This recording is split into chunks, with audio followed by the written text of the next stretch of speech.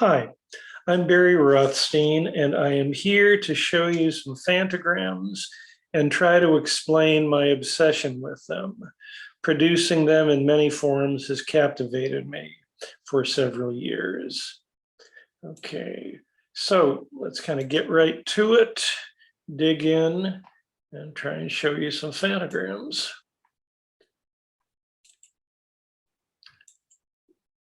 Okay, these are finished phantograms, and the way that I present them, this is how I do I send out a weekly image of the week blog, and the way that I present them is with a large anaglyph, and then at the top and at the bottom, you'll see a right, left, right, 3 set for free viewing, whether you're looking at them in parallel free viewing or cross-eyed. Fortunately, I can do both, and I tend to do cross-eye viewing more because I can work with large images that way. So these are some phantograms. Now, my phantograms are known for popping up from the page, but they could just as easily drop down into the page. So you'll see some here. I'm hoping I'm leaving you enough time to get a look at them. And you'll see, for instance, there'll be one in a moment or two that you'll get the sense of it just sinking down into the sand. One quick note, looking at them straight on at a 90-degree angle isn't the best way to approach it. Ideally, you can look at these if you're on a tablet computer laying it flat on a surface. You want to be able to back off from them a little bit, looking down at an angle. What you're seeing here, these were all shot somewhere between a 30 to 60 degree angle. I don't go to any specific one. I usually just look for the shot that I like. When it looks best and most lifelike, then probably you're at the angle where the camera was when I shot it. Now, if you're watching this video, odds are you already know and love 3D, or you wouldn't be here doing this. So the question comes down to, what is a phantogram? Okay, now let's back out of these and go into process sequence. Okay. A phantogram is a special class of 3D image. It's a manipulation, a trick, a cheat that makes its images one step more photorealistic than traditional 3D images. Ultimately, a phantogram attempts to imitate normal vision. Okay, now here is a shot. What I do is I embed a rectangle into my photographs. And I use 3D camera. It takes 2 images at the same time. Although you can do it with a cell phone, or you can do it with a slide bar, whatever. But it goes from with the frame sides. Here's an anaglyph.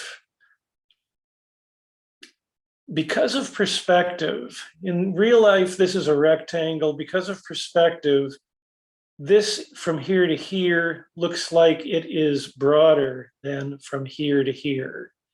And so that's an effect of perspective. And what we do in a phantogram is we reverse that effective perspective, recreate this, turn it back into a rectangle, same size, shape, proportions that it was in real life. And the net effect is that you get a more realistic photo viewing experience than you typically do in a traditional 3D shot. So let's back out of here.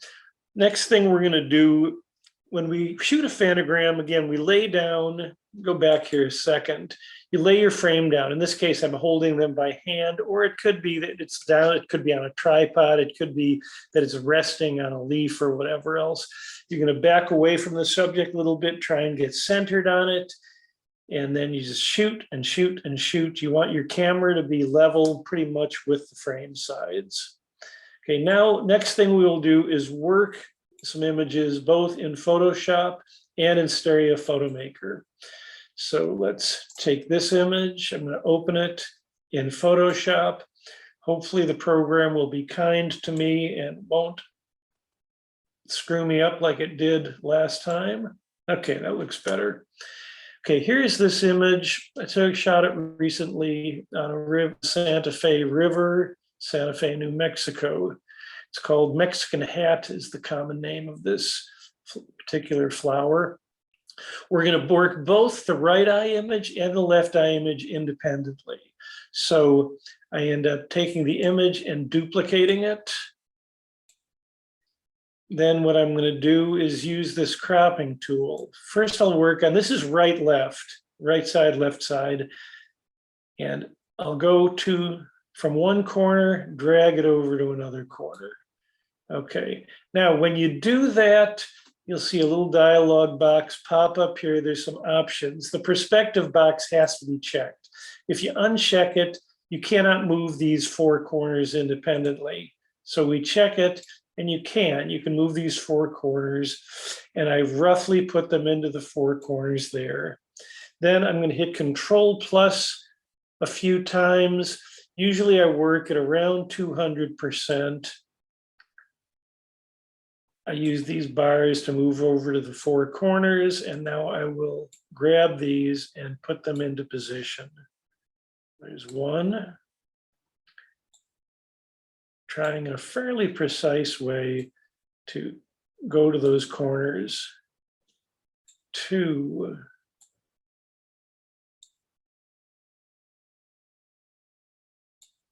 3,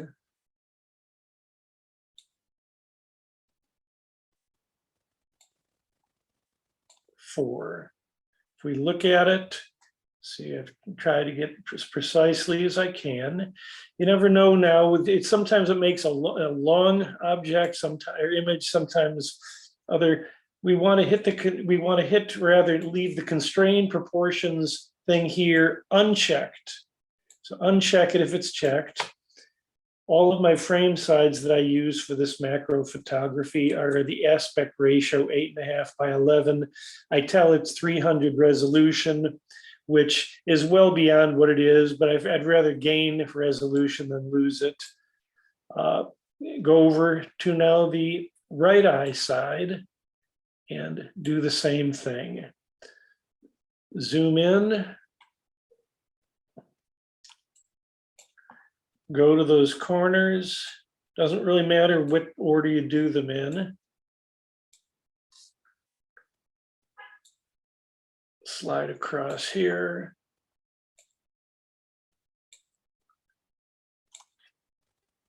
Come up here.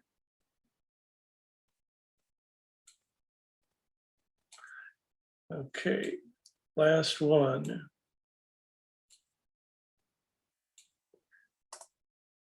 This time it made a shorter, fatter version.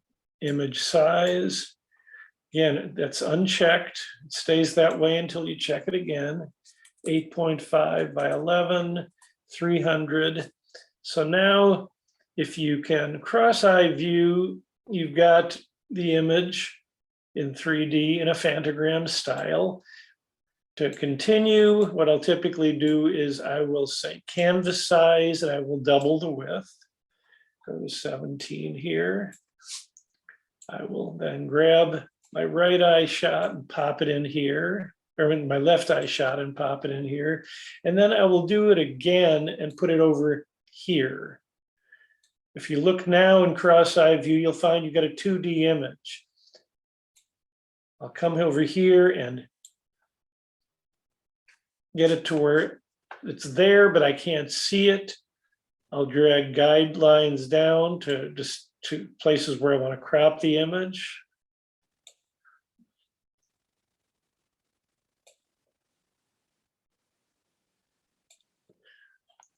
Then I can go either using this or the other cropping tool.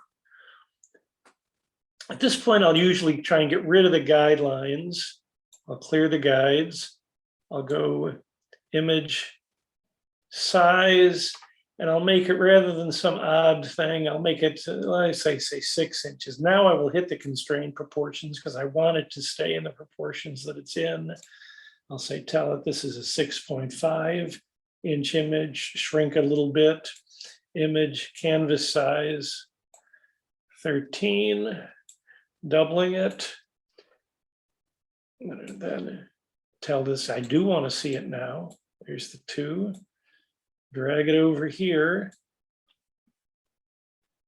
I'll flatten the layers and I'll save it. Call it an RL. Okay, so there we made a Phantogram and cropped it in Photoshop. Now let's do one in Stereo Photo Maker. So we'll take this image here, open with Stereo Photo Maker. And what I'm going to do now is, if you look up here, you'll see Adjust, Easy Create Pop-Up Anaglyph. It doesn't need to be an anaglyph, but to call it a pop-up or whatever, Phantogram, this is what Masuji put in. And so we're going to use Alt-F. For starters, you zoom in. I can zoom in by just hitting the dial on my mouse, but I want to get in fairly tight to where I can do good work. And I will hit Alt-F. And what it does is it brings this up. It doesn't matter if you work the left side or the right side first. You either need to work and go around this thing in a click once, come over here, try one more time. All right, so Alt-F, here, here, slide over. Again, I need to get out of the way. It's got a zoom window that there and there. Come down, Alt-F. Doesn't really matter if you start with the left side and then do the right. Okay, this time it looks like I'm gonna get it. Alt-F, Alt-F, okay. And I'm gonna tell it I've got a rectangle. I've got an aspect ratio of 8.5 by 11, apply, tell it okay.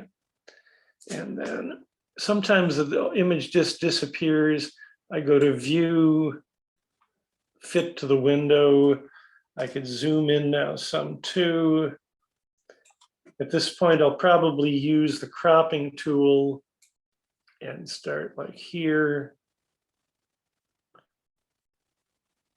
And do this to say there. And there is my finished Phantogram in Stereo Photo Maker. Again, this is in a right-left format. Save it.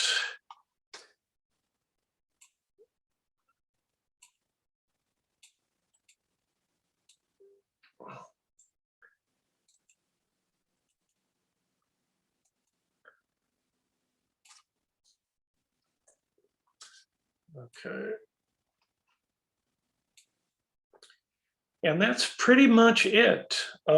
We've made Phantograms a couple of different ways.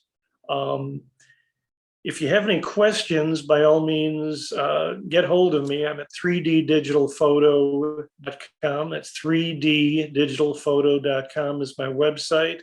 I send out a weekly image of the week.